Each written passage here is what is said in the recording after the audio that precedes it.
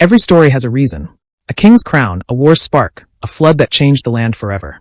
But what about a story that begins without reason at all? What about a place where bells rang, not once, not twice, but every single day, without a single written explanation of why? Imagine walking into a village where the sound of bells was as natural as the sound of wind. That is where our journey begins tonight. The village that rang bells for no reason. The first accounts of this curious tradition date back to the late 14th century, though the village itself was much older. It sat tucked between rolling hills, with cobblestone paths curling like threads across the fields, and houses made of stone and timber leaning shoulder to shoulder, as though guarding each other against the passing of time. The village did not have a grand castle, nor a wealthy market square. It had no kingly visits, no record of battles fought on its soil. In every sense, it was an ordinary settlement, except for the bells. Travelers who arrived often wrote the same thing. That when the sun was just rising, a bell would chime, deep and slow. By midday, another would echo across the valley. And when evening fell, as the last of the light painted the horizon orange and purple, the bells would sing again. Some visitors described it as haunting, others called it soothing. But all agreed, it was unusual. Now, bells were common across medieval Europe.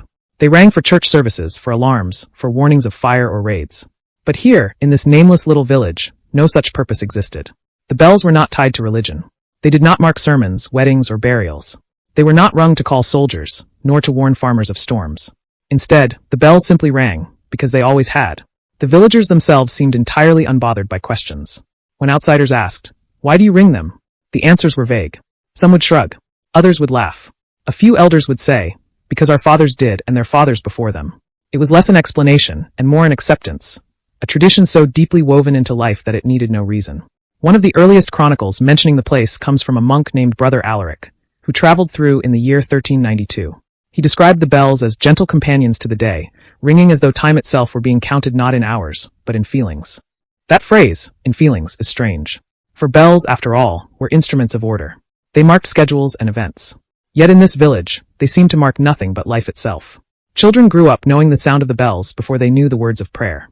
Farmers sowed and harvested to their rhythm, though no farming schedule demanded it. Merchants and travelers who stopped at the inn would sit quietly, mugs in hand, listening to the distant hum that floated across the rooftops at sunset. Some whispered superstitions began to grow around the practice. It was said that if a stranger arrived in the village and heard the bells 3 times in a single day, their life would change forever. Though whether for better or worse, no one could agree. Another tale suggested the bells kept away misfortune, that without their chimes, famine or plague would descend. The villagers themselves rarely voiced such claims, but outsiders clung to them, turning rumor into story, story into legend. What makes this tale more curious still is that no single bell tower existed. Instead, the sound seemed to come from many places. Some bells were hung in church spires, others from wooden beams in the market square, and even more from doorways of homes. They were not identical. Some were brass, others iron, a few small and cracked. Yet when they rang, it was as if they belonged together, an accidental orchestra without a conductor. By the 15th century, cartographers had begun to note the village on maps, not for its trade or size, but for its bells. Marginal notes would read, "The village of the ringing bells," or sometimes simply, "Belfort without cause." Belfort was never its true name, but the nickname stuck in records, and so it remains in dusty archives even today. The question remains, why? Why would an entire village sustain such a tradition across centuries? Some scholars argue it may have begun as a forgotten ritual, perhaps once tied to harvest blessings or protection from invaders, later stripped of meaning but kept in practice. Others suggest it was nothing more than habit. Humans, after all, are creatures of routine, and what begins as a custom can endure long after its purpose fades. Whatever the origin, the bells endured. Through seasons of snow and seasons of blossom, through good harvests and lean years, the chimes continued. And so did the silence of explanation. No decree was written. No festival program ever detailed their use. Just bells, rung by hands both young and old, echoing across a village that carried them into the next generation without question. Asterisk. Every sound tells a story. The rustle of leaves tells of the wind. The creak of wood tells of age. But a bell, when it rings, carries no secret, it demands one. And in this village, where bells rang for no reason, the sound became its own mystery, asking questions no one seemed eager to answer. As time moved into the 16th century, travelers began to note the bells more frequently. Pilgrims walking across the valleys toward larger towns often wrote in their journals about the strange practice. One merchant in 1521 wrote, "They rang the bells as if welcoming us, though no man greeted us at the gate. It was neither festival nor holy day, yet their sound carried across the fields as though announcing something to the world that we could not hear." The fascination only deepened because the villagers themselves gave no consistent answers. When questioned, a farmer might say, "The bells mark the rising of the sun." Yet the next villager would shrug and insist, "No, they are to thank the evening sky." Children would giggle if asked, saying simply, "Because that is how it has always been." The more outsiders pressed, the more elusive the truth became. There is something remarkable in how traditions endure without written records. Most customs are carefully guarded, written down in religious texts, codified in law, preserved by scholars. But here, the tradition survived in silence, unrecorded, carried only by memory and repetition. To ring the bell was to join in something older than oneself, and that seemed to be enough. Some early folklorists believed the practice might have been tied to a forgotten superstition about sound. In medieval Europe, bells were often believed to drive away storms or evil spirits. Thunderstorms in particular were thought to be silenced by ringing. Priests across Europe blessed bells to chase the demons of the air. Perhaps then this little village once feared the skies, and ringing became a daily shield. But if that was so, why did they never stop when the belief faded elsewhere? Why, even when the rest of Europe grew less superstitious, did these villagers continue? By the 17th century, the bells had become so much a part of the landscape that even silence seemed strange. One story tells of a traveler who stayed at the village during a stormy winter. On the third morning, snow piled so high that villagers could not leave their homes. For the first time in years, the bells were not rung. The traveler later wrote, "It was the quietest day I ever knew, yet I found no peace in it. My mind expected sound. The absence was heavier than the snow itself." This account reveals something unusual, that the bells had not just become tradition, but expectation. To live in the village was to live with sound stitched into daily life. Silence was no longer normal. And yet, not everyone welcomed the practice. Letters from regional officials occasionally complained that the bells were disruptive to passing soldiers or traders who wished to sleep in the inns. One tax collector in 1648 scrawled angrily in his ledger, "The infernal bells rang while I tried to count the grain, and I lost my tally twice. I left the village with more ringing in my ears than coin in my purse." Still, the bells went on. No decree stopped them. No punishment silenced them. For while outsiders may have found them irritating or curious, the villagers seemed united in their quiet insistence. The bells would not cease. As the years stretched further, into the 18th century, the tradition began to attract scholars. The Age of Enlightenment was a time of collecting, categorizing, and explaining the world. Naturalists catalogued plants and animals. Historians sought to preserve stories before they faded. And so, inevitably, someone turned their eyes toward the village of bells. One French historian, Étienne Rousseau, traveled through in 1734. He wrote extensively about the place, filling pages with his observations. His most quoted line reads, "Here is a community bound not by law, nor by faith, nor by war, but by sound. Their bells are their scripture, their heritage, and their clock. And yet they are also their riddle, for even they do not know why they ring them." His writings spread across Europe, turning the village into a small curiosity for intellectuals. Some philosophers even used it as a metaphor, writing essays about how humans cling to meaning even when it is lost. "The ringing of the bells," one philosopher mused, "is the ringing of mankind itself, acting without knowing, repeating without reason, surviving by habit." The villagers, of course, paid little attention to these lofty interpretations. For them, life was the same. Wake to the sunrise, hear the bell, work in the fields, pause at midday, hear the bell again, finish the day under the glow of the evening, hear the final chime. To them, it was as ordinary as breathing. And so the bells continued, decade after decade, century after century.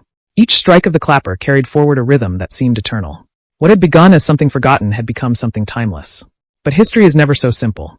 For while the bells survived plagues, wars, and famines, there would come a time when their ringing was threatened. Not by outsiders, not by storms, but by the world itself changing around them. Every tradition, no matter how strong, eventually meets its test. Some survive, reshaped by change. Others fade into memory, leaving only questions. The bells of this quiet village were no exception. By the 19th century, the world around them had changed, but the sound of bells still drifted over the rooftops, clinging to a past that refused to let go. The Industrial Revolution had reached even the most distant valleys. Towns nearby were no longer simple farming settlements, but bustling centers of trade and machines. Railroads cut across the countryside, iron tracks stretching like veins across the land. Villages that once lived in slow rhythms of planting and harvest now moved to the pulse of steam engines and factory whistles. And yet, here in the bell-ringing village, time was still measured by chimes echoing through the air. The sound of steel on steel, the hiss of steam, these noises defined modern life elsewhere. But here, it was still the gentle clang of bells that guided the day. Travelers arriving by rail were often astonished. A journalist in 1827 wrote an article for a London newspaper describing his visit. "In an age where time is kept by the clock tower and the pocket watch, there remains a place where men and women still look to the bells as their hourglass. They ring not for prayer, not for alarm, but for habit, a habit so stubborn it resists the very march of progress." The article was widely read, turning the little village into a minor curiosity. Tourists began to arrive, not in great numbers, but enough that inns saw more guests than before. They came not for monuments or museums, but simply to hear the bells. Some would sit quietly in the square, waiting for the midday chime. Others walked the hills, listening for the faint echo at sunset. To them, the bells seemed almost mystical, a glimpse into an older, simpler time. But not everyone admired the tradition. Some newcomers mocked it, calling it pointless or backward. They asked, why cling to noise when the rest of the world has moved forward? One factory owner, who visited in 1841, scoffed. These people ring bells when they should be building workshops. They sound the past when they should be striking the hammer of the future. Still, the villagers continued. For them, the bells were not a burden. They were not a resistance against change. They were simply life. By the mid-19th century, scholars once again grew interested. Folklorists, who feared that Europe's rural traditions were being lost to modernity, traveled to the village to record what they saw. One such visitor, a German professor named Wilhelm Krauss, interviewed dozens of villagers. His conclusion was striking. No single man or woman can tell me why they ring the bells. And yet every man and woman insists they must be rung. It is not belief, but duty, though they cannot explain it. It is as though the bells have taken root in their very souls. This idea, that a tradition could survive without reason, simply because it was, fascinated academics. Some began to call the village a living museum, though the villagers themselves disliked that term. They were not a display for scholars. They were simply themselves. What is most remarkable is that the bells rang through times of hardship. Famines came, harvests failed, and still the bells chimed. Wars passed through the countryside, first Napoleonic, then other conflicts, and yet the villagers found ways to keep the tradition alive. Even when men were sent to fight, the women, the children, even the elders took their place. Someone always rang the bell. Letters from soldiers describe how, upon returning home, the sound of the bells was the first thing that made them feel truly safe again. One soldier, writing in 1870, put it this way: I had seen battle, and the roar of cannons haunted my ears. But when I heard the bell of my village at sunset, it was as if all the noise of war dissolved. The bell was peace itself. Yet, as the century drew to a close, the outside world grew louder. Machines roared, cities expanded, and clocks became universal. By the late 1800s, pocket watches and public clocks ensured that no one needed bells to guide them. The tradition began to look increasingly out of place, even old-fashioned. Some younger villagers questioned it for the first time. Why continue ringing when the world no longer needed it? Why keep alive something whose meaning no one remembered?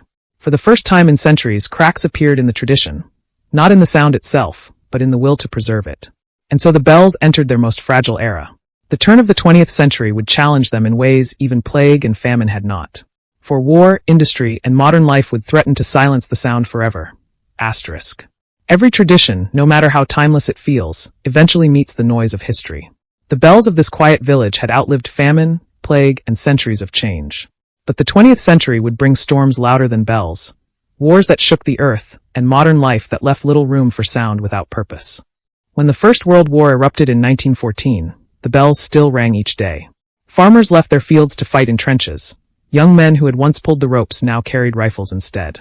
Yet even as soldiers marched away, the bells did not fall silent. The elderly, the women, and even children took on the duty. At sunrise, the sound of a single cracked bell still drifted across the rooftops. At sunset, when grief weighed heavier than the soil itself, the bells gave a voice to hope. Letters from soldiers tell us how much the sound meant. One wrote from the front: I cannot hear the bells here, but I close my eyes and I know they ring. I imagine the sound at dusk, and for a moment I am home again.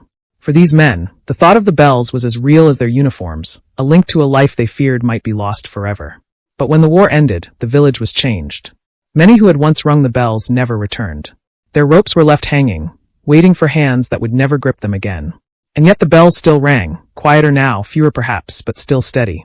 Then came the Second World War, and with it greater destruction. Across Europe, bells were silenced not by choice but by force. Armies confiscated them, melting bronze and iron to forge weapons. In some towns, centuries-old bells were cut down from towers, never to return. The Bell Village was no exception. In 1941, soldiers arrived and demanded the largest bells be surrendered. Villagers pleaded, argued, even tried to hide smaller ones, but the soldiers were thorough. They took 3 of the most ancient bells, loading them onto carts to be melted. For the first time in hundreds of years, the daily rhythm of sound was broken. And yet, even in war, the village found a way. Some villagers had hidden smaller bells in barns and cellars, old ones cracked and thought useless. These were carried out secretly, hung on wooden beams, and rung in place of the great stolen bells. Their tones were weaker, thinner, but they carried the same spirit. A soldier who passed through later wrote in disbelief: even under occupation, even after their bells were taken, these people still found a way to ring. It was as if silence itself could not conquer them. When the war ended, the village was scarred. Many buildings had been damaged, and the people were fewer. Yet the sound returned. Survivors hung new bells where the old ones had been, some cast from whatever metal they could find. One was made from melted farm tools. Another was donated by a nearby town in solidarity. They rang again, not as perfectly tuned, but just as faithfully. But survival in war was not the final test. The greater challenge came after, in peace. The post-war years brought electricity, radios, and then televisions. The sound of bells was no longer special, no longer the central voice of the day. Children grew up listening not for chimes, but for broadcasts and programs. Slowly, the rope became less familiar, the tower less visited. By the 1960s, many villagers began to wonder aloud if the bells had lost their place. They no longer kept time. They no longer carried superstition. They were to some only a relic. Why should we keep ringing them? One man asked at a town meeting. They tire the arms and serve no one. We have clocks now. And yet others defended them. The bells, they argued, were not about time or superstition. They were about memory, about identity, about the strange thread that bound generations together. If the bells fall silent, one woman said, then so do the voices of our fathers. The debate simmered quietly for decades. Some families continued faithfully, pulling the ropes each day. Others ignored the tradition, letting the younger generation slip away from it. What had once been unquestioned now lived on in doubt. And so, as the 20th century drew to a close, the bells were no longer the voice of the whole village. They still rang, but fewer hands pulled the ropes, fewer ears listened with reverence. The sound that had once been the heartbeat of life had become something else. A fading echo, heard more in memory than in daily necessity. But even as they weakened, the bells refused to vanish. They clung on, stubborn and fragile, like the last notes of a song that no one wanted to end. Asterisk. Every echo fades. Every tradition, no matter how firmly rooted, eventually meets its quiet dusk. And yet some sounds do not die. They linger, caught between memory and history. The bells of the village that rang for no reason are one such sound. By the dawn of the 21st century, the bells were no longer daily companions for most villagers. Television schedules, digital clocks, and the buzzing of mobile phones replaced them as markers of time. The younger generation often saw the bells as quaint at best, outdated at worst. To them, the ringing was little more than background noise, a fragile remnant of something they never truly understood. And yet, the bells still rang, though not as often, not as predictably. A few families kept the tradition alive. At sunrise, one might hear a single clear note. At sunset, perhaps another. The full rhythm of 3 chimes a day had mostly faded, but the sound had not gone entirely silent. It was outsiders, strangely enough, who began to show the most interest. Historians, travel writers, and even documentary filmmakers arrived, curious about the place that refused to let its bells vanish completely. Some called it a living mystery. Others described it as the last echo of medieval Europe. To tourists, the bells became part of the village's charm. They came with cameras and notebooks, hoping to capture something ancient, something unexplainable. The villagers themselves were divided. Some welcomed the attention, seeing it as a way to preserve the tradition. Others resented it, feeling as though their lives had been turned into spectacle. For many, the bells were neither mystery nor tourist attraction. They were simply there. Ordinary, familiar, almost invisible in their constancy. But the world noticed. Articles appeared in magazines with titles like The Village That Rings Without Reason and Europe's Last Unexplained Bells. Each painted the place as something between myth and history, a pocket of strangeness in a rational age. The irony, of course, is that the villagers themselves still had no explanation to give. When asked, they shrugged, just as their ancestors had for centuries. We ring them, they said, because we always have. This simple answer frustrated outsiders, but it may be the only truth. Perhaps there never was a reason. Or perhaps the reason was lost so long ago that even memory surrendered it. What survived was not explanation, but practice, the act of ringing itself, carried forward until it became a story all its own. In recent years, local officials have debated whether to preserve the tradition formally. Some argue for restoration of the old towers, even funding small festivals where the bells are rung for visitors. Others believe such efforts would turn something authentic into performance, stripping it of its quiet mystery. For now, the debate remains unresolved. The bells continue, but without guarantee of the future. And yet, if you visit on the right day, you may still hear them. A single chime at dawn, echoing across fields of mist. Another in the evening, when the sun sinks low behind the hills. They are not as strong as they once were, nor as regular. But they endure stubbornly, softly, like the heartbeat of a memory refusing to fade. Standing there, listening, you may feel the same unease that travelers once described. Why do they ring? What purpose do they serve? And then perhaps you realize the answer is not important.